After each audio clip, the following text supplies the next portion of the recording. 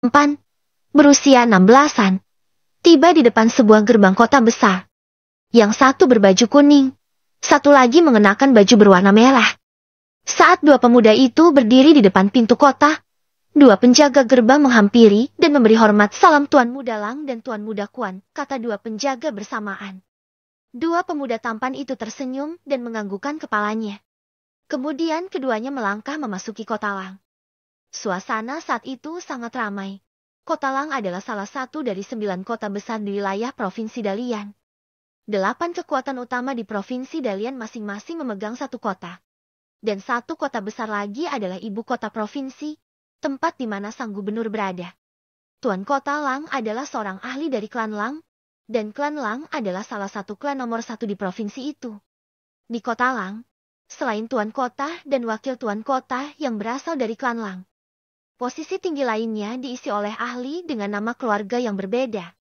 Dan kota Lang adalah satu-satunya kota besar yang memiliki komandan dan wakil komandan dengan nama keluarga yang berbeda. 7 kota lainnya, semua diisi oleh orang-orang dari nama keluarga yang sama. Terkhusus kota Lang, Tuan Kota Lang Ho memilih 2 sahabatnya untuk menjadi komandan dan wakil komandan dari pasukan penjaga keamanan kota. Kearifannya itu, tentu, mendapat sambutan positif dari penduduk kota dan keluarga-keluarga besar dan kaya yang ada di kota Lang. Lang Ye dan Kuan Yu berjalan santai, 2 pemuda itu menikmati suasana kota Lang yang indah dan ramai. Saat 2 orang itu memasuki sebuah gang sempit yang sepi, sesosok tubuh ramping melesat dan melepaskan tendangan tepat ke arah kepala Lang Ye. Dari atas dalam posisi terbang, melesat ke bawah, tepat di kepala Lang Ye. Anak nakal, kamu layak digebuk. Terdengar suara wanita sebelum serangan tiba. Siu, bam.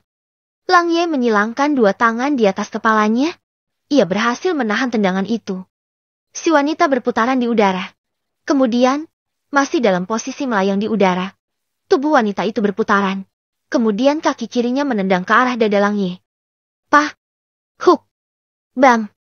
Tanpa ampun, tendangan itu tepat mendarat di dada Lang Ye. Tubuh Lang Ye terpental belasan meter, dan terbanting ke atas tanah. Kuan Yu berdiri diam dan menangkupkan 2 tangannya ke arah si wanita. Wajah! Kata Lang Ye. Wanita yang menendang Lang Ye barusan berusia 30-an lebih hampir 40-an. Namun masih nampak muda dan cantik. Anak nakal, aku terlalu memanjakan Anda. Setelah berulang kali aku menolongmu, berbohong dan melindungimu, Anda bukan berubah, malah semakin nakal. Ayahmu selalu menyalahkan wanita tua ini. Seakan-akan aku tidak bisa mengasuh bayinya yang nakal ini. Kata wanita itu, ia berdiri di depan Lang Ye dengan 2 tangan berkacak pinggang. Lang Ye tersenyum, lalu bangun dari duduknya dan memeluk bahu wanita itu. Ibu, Anda tentu tahu, belajar sastra adalah sesuatu yang sangat membosankan. Jadi, aku memutuskan pergi dan bermain sebentar. Kata Lang Ye.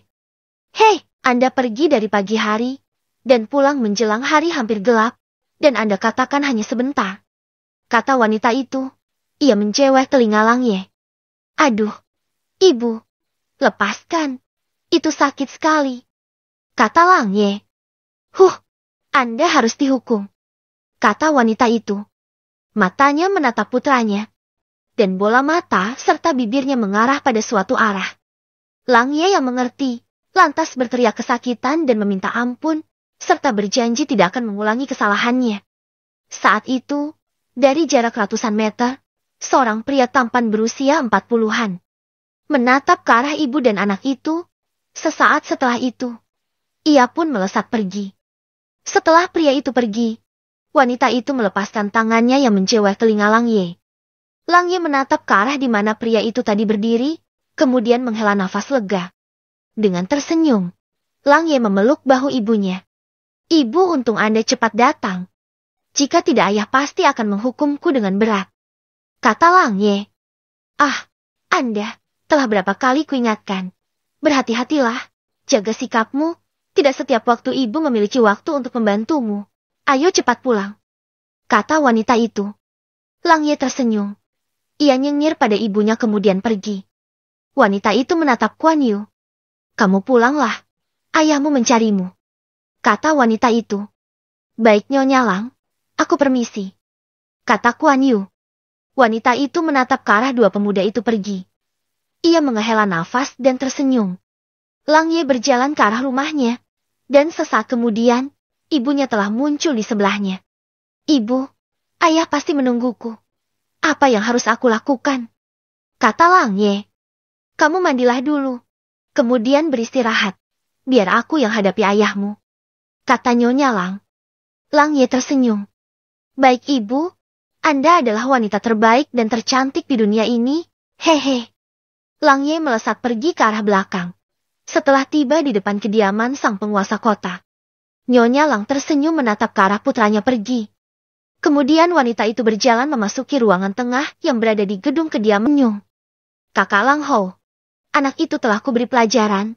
Anda tenang saja. Setelah ini, ia pasti akan berubah. Kata Nyonya Lang. Pria itu adalah Lang Hou. Tuan Kota Lang, suami dari Nyonya Lang. Lang Hou tersenyum. Adik Lin, Anda tentu lelah. Beristirahatlah. Kata Lang Hou. Nyonya Lang tersenyum dan mengangguk. Kemudian ia pun masuk ke bagian dalam gedung, di mana area peristirahatan keluarga Tuan Kota berada. Lang Hou menatap punggung istrinya. Setelah wanita itu berlalu, ia pun menghela nafas, dan saat itu, seorang pria dengan usia yang sama dengan Lang Hou melangkah masuk. Senior Lang Hou, sapa pria itu. Lang Hou mengangkat kepalanya dan menatap pria itu. Junior Lang Jie, silahkan duduk, kata Lang Hou. Pria yang bernama Lang Jie menganggukkan kepalanya dan kemudian duduk di sebelah Tuan Kota Lang itu. Senior Lang, mengapa Anda tidak mengirim putramu ke klan saja? Mungkin, dengan didikan yang ada di sana, ia akan menjadi semakin kuat. Kata Lang Jie. Lang Jie adalah wakil penguasa kota Lang, dan ia junior Lang Hou, sang tuan kota. Junior Lang Jie, saat Lang Ye berusia 6 tahun, aku telah berniat menitipnya pada pemimpin klan Lang, Tuan Lang Kui. Namun Anda lihat sendiri, selain Lang Ye menolak, ibunya pasti akan keberatan, ibu dan anak sangatlah dekat, dan aku tidak tega memisahkan mereka. Kata Lang Hou. Lang Jie menunduk dan menganggukkan kepalanya setelah merenung sesaat. Ya, memang rasa sayang kakak ipar pada putranya sangat besar, walau Lang Ye anak yang baik. Namun ia sedikit nakal dan susah diatur. Sedangkan ibunya selalu membelanya. Anda sendiri bisa kurasakan kesulitan menghadapi ibu dan anak. Kata Lang Jie. Lang Hou tersenyum kecut. Ia sama dengan istrinya.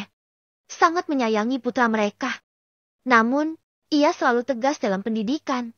Tapi, ketegasannya selalu mental, tidak berguna. Karena istrinya selalu membelah dan menutupi kenakalan putra mereka. Ibu dan anak itu sangat kompak, menghadapi dua kepala yang sama cerdasnya. Lang Hou, jelas, selalu kalah jika harus berdebat. Dan akhirnya, ia hanya bisa diam dan mengalah. Apalagi, ia mengerti, walau nakal, putranya, Lang Ye, adalah anak yang baik, dan hingga saat ini, kenakalan anak itu belum menyentuh kesalahan yang besar. Dua pemimpin tertinggi di kota Lang itu terus mengobrol hingga hari pun semakin gelap dan larut malam.